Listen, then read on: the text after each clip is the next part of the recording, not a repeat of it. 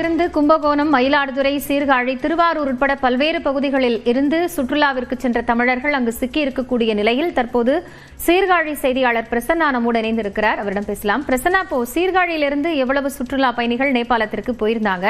அவங்களுடைய விவரங்கள் தற்போது தெரிய வந்திருக்கா? யாரை தொடர்பு கொள்ள முடிந்தது? அதாவது காயத்ரி, நேபாளம் வழியாக கைலாஷ் யாத்திரை சென்ற சிதம்பரத்தை சேர்ந்தவர்கள் பாதுகாப்பாக உள்ளதாக தற்போது தகவல் கிடைத்திருக்கு. கடந்த 24ஆம் தேதி வந்து சிதம்பரத்தை சேர்ந்த முத்துக்குமரேசன், விஜய புவனேஸ்வரி, மைத்திலி தியாகராஜன், கனகசபை ராதே, முருகானந்தம், பழனியப்பன், கலைமதி உள்ளிட்ட 8 பேர் மற்றும் புவனேரி சேர்ந்த திரிபுர சுந்தரி உள்ளிட்டோர் வந்து கடந்த 24ஆம் தேதி வந்து கைலாஷ் யாத்திரைக்கு வந்து புறப்பட்டு சென்றிருக்காங்க. இந்நிலையில சிதம்பரத்தை சேர்ந்த தியாகராஜன் கிருபாகரி வந்து இன்று மதியம் 4:30 மணி அளவில் தாங்கள் நலமாக உள்ளதாக அவர் உறவினர்களுக்கு தகவல் தெரிவிச்சிருக்காங்க. இந்த தியாகராஜன் கிருபாகரி வந்து கடந்த திங்கட்கிழமை அன்னைக்கு, கடந்த 24ஆம் தேதி அன்னைக்கு புறப்பட்டு சென்றிருக்காங்க. திங்கட்கிழமை, செவ்வாய்க்கிழமையில இருந்து குடும்பத்தினர் தொலைபேசி வாயிலாகவும், புதன்கிழமை அதிகாலை வந்து 5 மணிக்கும் அடுத்த கட்ட பயணத்திற்கு தயாராக இருப்பதாகவும் தெரிவித்திருக்காங்க.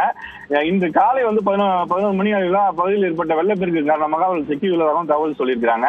பின்னர் வந்து குடும்பத்தினர் வந்து அனுப்பிய குரல் பதிவுக்கு வந்து பதிலளித்தவர்கள் குரல் பதிவுக்கு வந்து அனைவரும் இந்திய நேபாள ராணுவத்தின் முகாமுக்கு வந்துவிட்டதாகவும், ராணுவ பாதுகாப்பில் பத்திரமாக இருப்பதாகவும் தெரிவித்திருக்காங்க. அந்த பகுதியில வந்து நெட்வொர்க் ப்ராப்ளம் இருக்கிறதுனால வந்து பேச முடியாத சூழல் ஏற்பட்டிருக்கு. மீண்டும் இன்று மாலை வந்து 4:30 மணி அளவில் வந்து மீண்டும் குடும்பத்தினர் தொடர்பு கொண்டு தாங்கள் அனைவரும் நலமாக இருப்பதாக சொல்லி குறிப்பிட்டிருக்கிறாங்க. இந்த வெள்ளத்துல சிக்கி தற்போது ராணுவ பாதுகாப்பில் உள்ள யாத்திரிகள் அனைவரும் வந்து அரசு துரிதமாக செயல்பட்டு பத்திரமாக மீட்டு வர வேண்டும் தற்போது உறவினர்கள் வந்து கோரிக்கை வச்சிருக்கிறாங்க. காயத்ரி,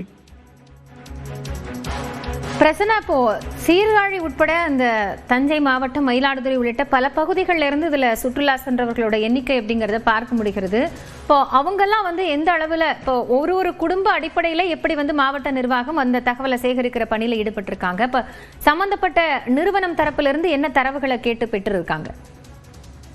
அதாவது கும்பகோணத்தை சேர்ந்த சாதிக் என்பவர் மூலம் மட்டுமே இவர்கள் வந்து அந்த சுற்றுலா பயணம் மேற்கொண்டிருக்கிறாங்க நேபாளத்திற்கு, அது கைலாஷ்க்கு.